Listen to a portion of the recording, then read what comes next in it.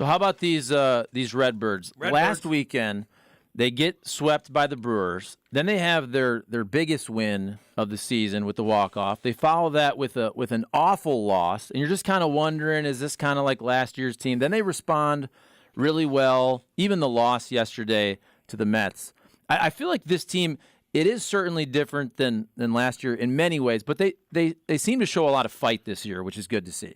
Yeah, I mean, it's still, early. You're still trying to figure out, it's still like in that process where everybody's kind of figuring out roles and how everything's going to look. But I have been encouraged. Obviously, having a guy like Sonny Gray taking the ball every fifth day, you feel like you're going to win that game. And having an ace like that is always comforting, because even though you may lose a couple games or you feel like you're, maybe to have that guy take the ball every 5 days is always comforting. You have that horse, and so I think that's definitely different this year. And then I think the rotation is better. So and then obviously having Helsley healthy is important, because he wasn't a lot of the time last year.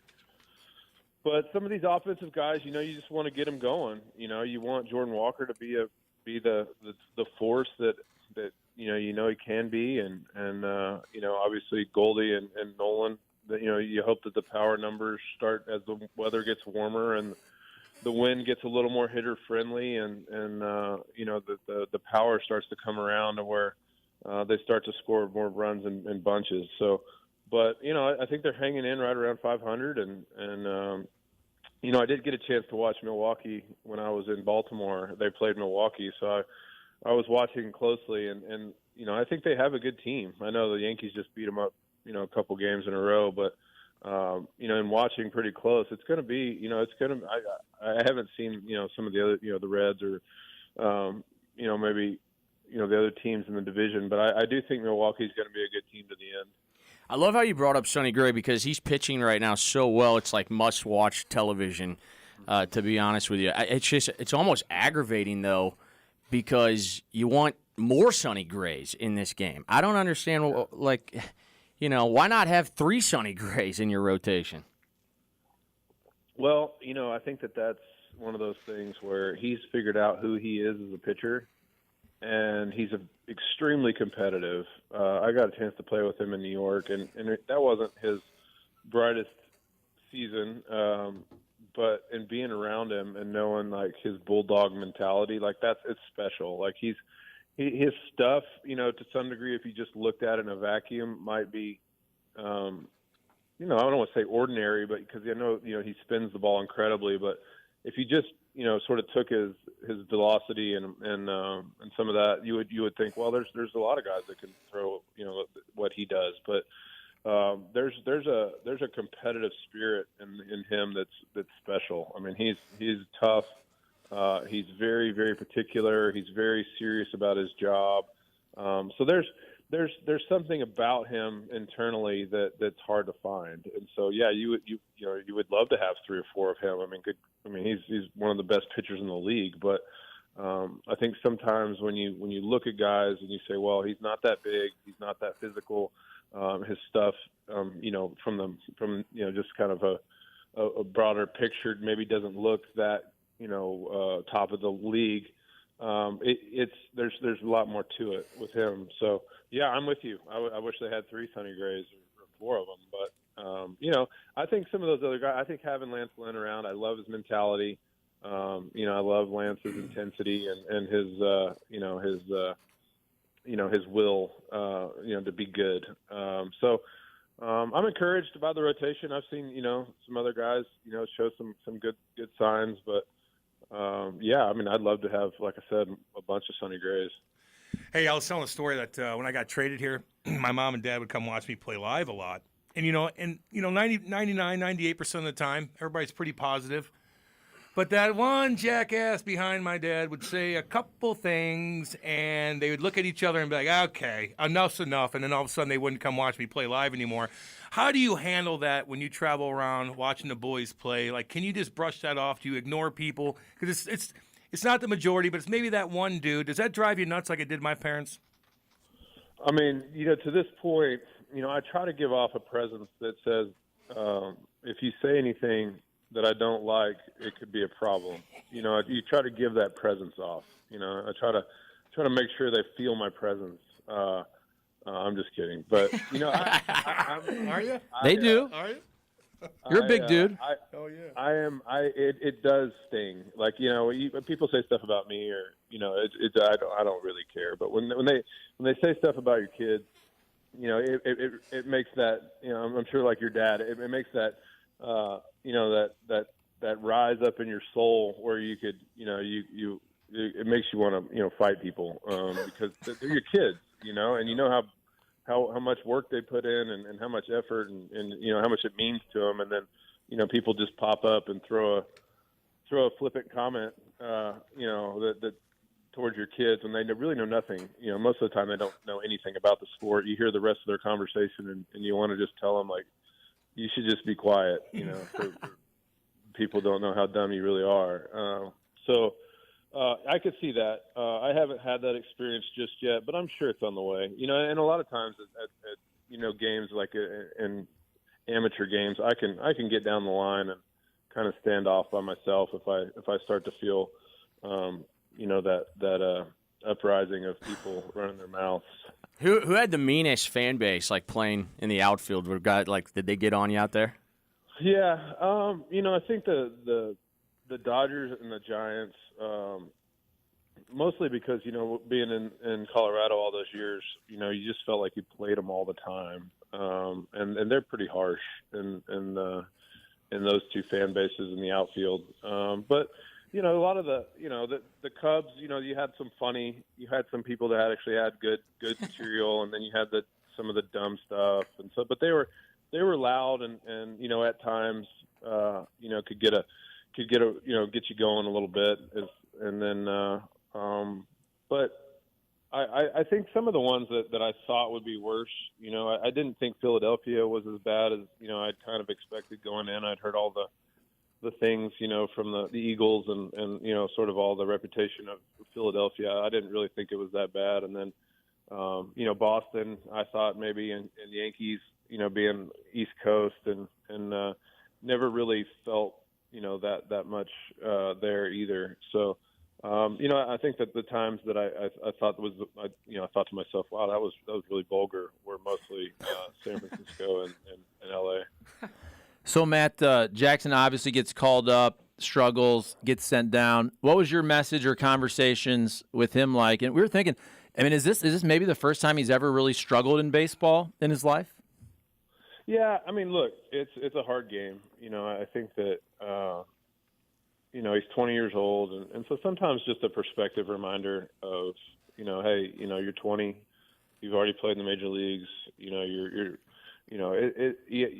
have to make adjustments. I think really, and just me on a look outside looking in, he had gotten into a little bit of a kind of a mechanical habit right before he got called up. So it was kind of a thing where you go in these cycles as hitters where your mechanics are super good and you're able to handle all the pitches and you're barreling balls and your outs are hard and everything is going, really well. And then your mechanics slip and he's sliding forward a little bit and his mechanics have gotten off and almost simultaneously of getting called up. And so, then, the major league pitchers can expose your weaknesses, on a nightly basis a lot more effectively than minor league pitchers. And there's no soft landing spots. His first, several games with the two starters from Boston were both, pitching really well. And then the two starts he got against Milwaukee, one was, Freddie and Peralta, and then the other one was Ray or however you say his name. Both are pitching really well.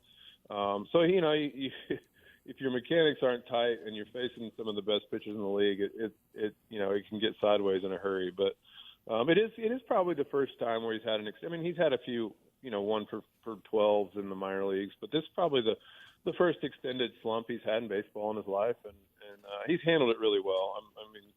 I'm really proud of who he is as a person and how he deals with struggle, and so it's been good just to walk him through, help in any way I can, walk him through.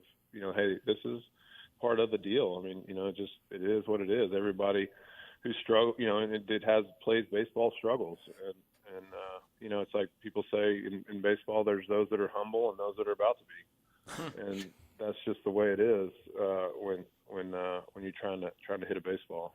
And speaking of mechanics, anything you're seeing from Nolan Arenado or Paul Goldschmidt? We've seen, Goldie's struggling with sliders. The Cardinals as a whole struggle against high velo. And then you're also kind of hearing about Nolan Arenado. He's getting on base, but is he trying to maybe change his swing and not pull the ball enough when that's kind of been his bread and butter, and he's got one homer right now?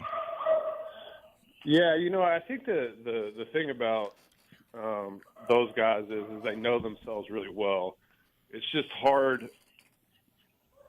Hold on just a second. You're good. Take care of them dogs. Them doggies. Yeah. I when you talk about, Nolan, he's always thinking about his swing. And he's always, like, he's probably in his living room, at night, like, taking dry hacks, trying to figure it out. And so these guys are they're the best of the best for a reason. So I'm confident that they'll figure out whatever mechanical issues they've got going on. But, it's one of those things. The league, like I was talking about with Jackson, like the league is right now, I think, the pitching, the velocity is up higher than it's ever been. And they're actually throwing more off-speed pitches maybe than they ever have. And so it's a difficult time. I think like I said earlier, as the weather gets warmer, the pitcher's stuff kind of backs up a tick. They all come out to start the season guns a-blazing, and all their velocities and all their pitches are super sharp. So I think as the summer goes on and they get more innings under their belt, the pitching will back up just a tick. And so I expect obviously more production out of those two guys in particular, but it's always a grind, man. I mean, I think, as hitters, you're always thinking about your mechanics, and you try not to, and you try to, you watch old video of when you were killing it, and you say, okay, what was I doing different? And you try to figure out just what's something little, subtle that might unlock my power or might get me back hitting the ball all over the field instead of being sort of out and around the ball and maybe pulling the ball too much. Or, it's such a fine line because, like you said, Nolan has been really good at pulling the ball for homers and extra base hits. But if you're constantly, thinking about pulling it, it can create some really bad habits that make you on the ground to the full side way too often. So you have to be able to still get your hits and stay on balls that are moving away from you and hit them the other way. So people say, well, pulling the ball in the air is the most, slug. Well, we all know that, but you can't build your swing to the pull side in the air. Like it's just not how it works. Like you have to keep the bat in the strike zone for a long time and be able to, use the whole field. If the guy throws you sliders down and away, you can't pull them in the air. So that's one of those things where, we're always, as hitters thinking about, how do I do this and how do I get to this result? And you have to have a really good approach. And sometimes our approach gets out of whack because we chase the result. I get you, man. Hey, great insight as usual, Matty. We appreciate it, dude. All right, good to hear from the couple of the new guys. I know. Yeah. We miss them too. The old guys. Yeah. We miss them too. It was a much better show without Jim. I agree. Yeah, I don't want to say it, I know. but Well, the text you line's did. saying So Less interruptions. Yeah. less coughing. Yeah. Less a lot of things. Less dumb questions. Yeah, That's right. All right, Matty. Be cool, buddy. We'll talk next All week. right, guys. Right on. See ya. Matty Holliday right there, live from Oklahoma, doing his thing, dodging tornadoes. He's just the best. He's a baseball savant, dude. I like He him is a the lot. greatest. He is a cool guy. I told you, I knew he Yeah. would do that, dude. I think it's cool too. So imagine you are the dad. Your kid is playing in the big leagues for the first time. So you have the emotions of parenting, but also he's watching that swing, right? Yeah, like he's not just enjoying the moment as a dad. He's also technically, Of course. can let him know if he's fallen out of whack a little bit. Yeah, he's like the de facto hitting coach. And you don't even need to know the game to know your kid, too. Like even I always bring it back to my parents. Like, my dad knew when I wasn't doing things right. He's not going to tell me, hey, get the puck off the ball this way, but he just knows that I didn't do it the right way or whatever the case is. So you're doing both. You're evaluating your kid. You're happy to be there, but you're kind of coaching, yet being a father, trying to enjoy the moment. There's a lot going on, dude. A lot going on. 100%. And I will say this. I would think, though, that Matt Holliday is probably a better hitting coach than a lot of the big league hitting coaches. That's what I mean by that. Specifically, I think I know I said this once, he didn't like the term guru, but he is a swing doctor. Like, there's a reason MLB players go to his facility in the offseason to work with him. The swing doctor. I like it.